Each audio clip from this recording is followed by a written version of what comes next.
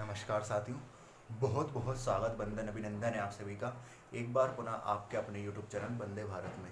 देखिए, मध्य प्रदेश राज्य का मध्यकालीन इतिहास पूरी तरीके से हम पढ़ चुके हैं और मध्यकालीन इतिहास पर आधारित महत्वपूर्ण प्रश्नों को भी मैं आप सबके सामने प्रस्तुत कर चुका हूँ। तो अगर आप में से किसी को भी मध्यकालीन इतिहास पर आधारित किसी भी प्रकार के कोई से भी प्रश्न में कोई भी समस्या रही हो तो आप कमेंट बॉक्स में कमेंट कर सकते हैं। मैं आपका उस समस्या का समाधान करूंगा। आप कहेंगे तो आपके लिए स्पेशली उसके ऊपर भी वीडियो बना कर दे दूँगा। ठीक है, देखिए, आज से हम शुरुआत करने वाले हैं मध्य प्रदेश राज्य के आधुनिक इतिहास की। इसके बाद मध्य प्रदेश राज्य का सारा इतिहास ख़त्म, कुछ नया देखेंगे। ठीक है, तो देखिए, हम बात करने वाले हैं मध्य प्रदेश राज्य के आधुनिक इतिहास की।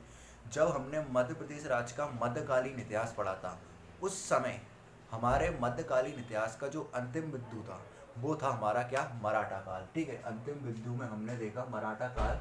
हमने देखा कि मराठा काल के दौरान हमारा मध्य प्रदेश राज्य कैसा रहा।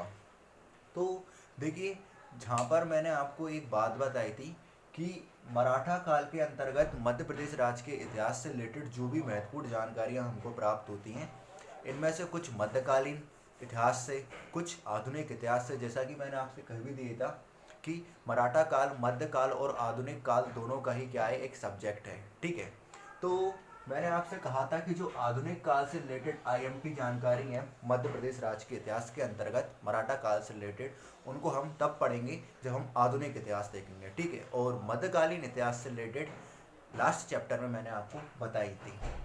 तो देखिए, फाइनली आज के इस लेक्चर के अंतर्गत हम ये जानेंगे कि किस प्रकार मध्य प्रदेश के इतिहास के अंतर्गत मध्य प्रदेश में आधुनिक युग का प्रारंभ होता है।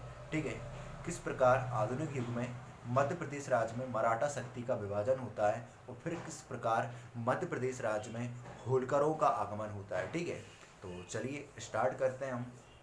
तो अगर हम बात करें कि किस प्रकार मध्य प्रदेश में आधुनिक युग का प्रारंभ हुआ, तो देखिए, मध्य प्रदेश के आधुनिक इतिहास के युग का प्रारंभ होता है कब, जब, ठीक है, मराठों के उत्कर्ष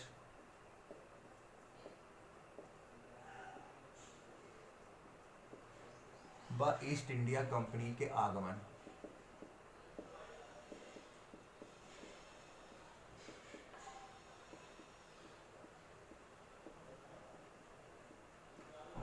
ठीक है, तो आप ऐसे ही याद रख लीजिए कि मराठों के उत्कर्ष और ईस्ट इंडिया कंपनी के आगमन के साथ शुरुआत होती है मध्य प्रदेश राज्य के आधुनिक इतिहास की। ठीक है, मराठों के उत्कर्ष और ईस्ट इंडिया कंपनी के आगमन के साथ शुरुआत होती है मध्य प्रदेश राज्य के आधुनिक इतिहास की। ठीक है, जब, अब इसको आप मिटा दीजिए, जब जो मराठा शक्ति के नायक थे, ठीक है, मराठा शक्ति के नायक कौन, मैंने आपको बताया था मराठा शक्ति के सर्वप्रमुख नायक कौन थे, छत्रपति शिवाजी महाराज।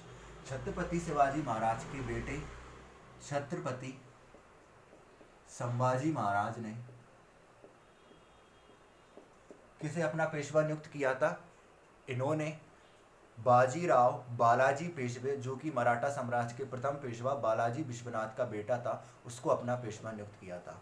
तो मैंने पिछले वाले लेक्चर में भी आपको ये वाली बात बताई थी कि जब इन्होंने, ठीक है, बालाजी विश्वनाथ के बेटे बाजीराव बालाजी पेशवे उप बाजीराव प्रथम को अपना पेशवा नियुक्त किया, तो जो छत्रपति संभाजी महाराज के अन्य सरदार थे, ये क्या हो गए, उनसे रुष्ट हो गए। ठीक है, ये क्या हुआ है, उनसे रुष्ट हो गए और बाजीराव और छत्रपति संभाजी के प्रति असहजता का व्यवहार करने लगे।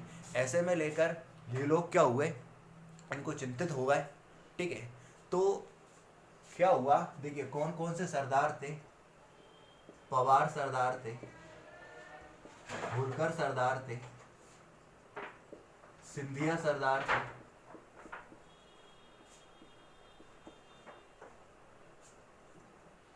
ठीक है, इसके बाद आपके जीवाजी सरदार थे और तुकोजी तुकोजी सरदार थे। ठीक है, तो जब इन्होंने बाजीराव प्रथम को अपना पेशवा नियुक्त किया तो ये सभी सरदार क्या हो गए, इनसे रुष्ट हो गए छत्रपति संभाजी महाराज से, और ये बाजीराव और छत्रपति संभाजी के प्रति असहजता का व्यवहार करने लगे। तो इसी समस्या का समाधान करने के लिए क्या हुआ, जो मराठा साम्राज्य का पेशवा बाजीराव प्रथम था। इसने क्या करा, इन सभी सरदारों के मध्य 1732 ईस्वी में, ठीक है, इन सभी सरदारों के मध्य 1732 ईस्वी में औपचारिक दस्तावेज के माध्यम से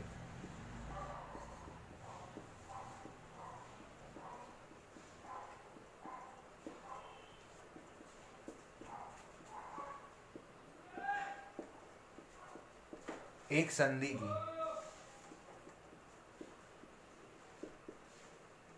और इस संधि के अंतर्गत बाजीराव ने इन सभी के अधिकार क्षेत्रों का विभाजन कर दिया था। ठीक है, क्या हुआ, 1732 ईस्वी में इन सभी सरदारों के साथ बाजीराव ने एक औपचारिक दस्तावेज के माध्यम से एक संधि की, जिसके अंतर्गत इन सभी के अधिकार क्षेत्रों का विभाजन इसने कर दिया था। तो ये अधिकार क्षेत्रों का विभाजन किस प्रकार इसने किया था, ये आप जान लीजिए, यहां से आपके क्वेश्चन बन सकते हैं।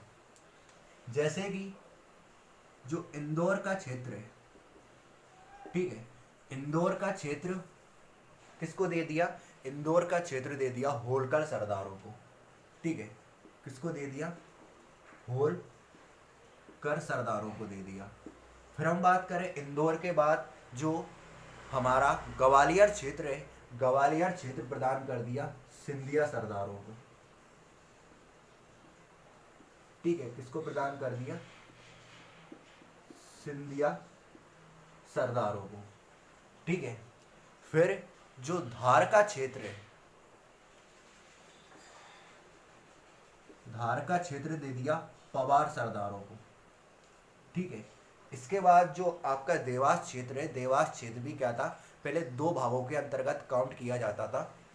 ठीक है, एक देवास का बड़ा हिस्सा था जिसको बड़ी पाती कहते थे, और देवास का एक छोटा सा हिस्सा था जिसको छोटी पाती के नाम से जाना जाता था।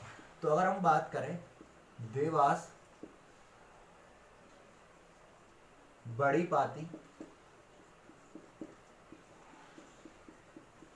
में, ठीक है, देवास बड़ी पाती में जीवाजियों का शासन घोषित किया गया, और जो देवास की छोटी पाती थी,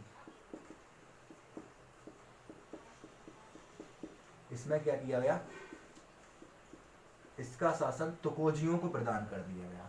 तो इस प्रकार क्या हुआ, 1732 ईस्वी में, यहां पर मैं आपको पूरा स्पेशली एक बार दोबारा की समझाता हूं। देखिए, मराठा साम्राज्य के पेशवा बाजीराव प्रथम को मराठा शक्ति के नायक छत्रपति शिवाजी के महाराज, छत्रपति शिवाजी महाराज के बेटे छत्रपति संभाजी महाराज द्वारा जब अपना पेशवा नियुक्त किया गया, तो अन्य सरदारों ने क्या करा, इसके प्रति विरोध प्रदर्शित किया, और बाद में ये सब लोग क्या करने लगे, इनके प्रति, बाजीराव के प्रति और छत्रपति संभाजी महाराज के प्रति असहिष्णुता का व्यवहार करने लगे, जिसके परिणाम स्वरूप 1732 ईस्वी में औपचारिक दस्तावेज के माध्यम से इन सभी लोगों के मध्य बाजीराव ने इनके अधिकार क्षेत्रों का विभाजन कर दिया। ठीक है, तो इंदौर क्षेत्र किसको दे दिया, होलकरों को दे दिया, ग्वालियर क्षेत्र सिंधियाओं को दे दिया, धार का क्षेत्र पवारों को दे दिया।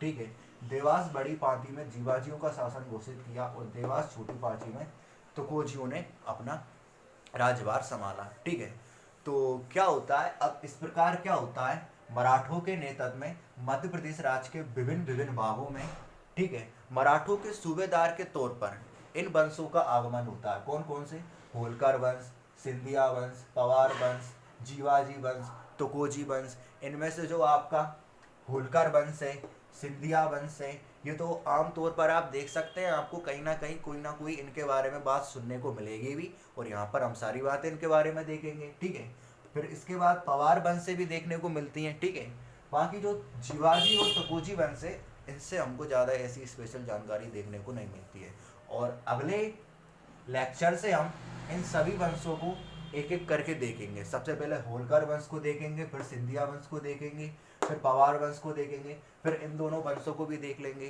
तो ये तो केवल मध्य प्रदेश राज्य के आधुनिक इतिहास का एक इंट्रोडक्शन मात्र था।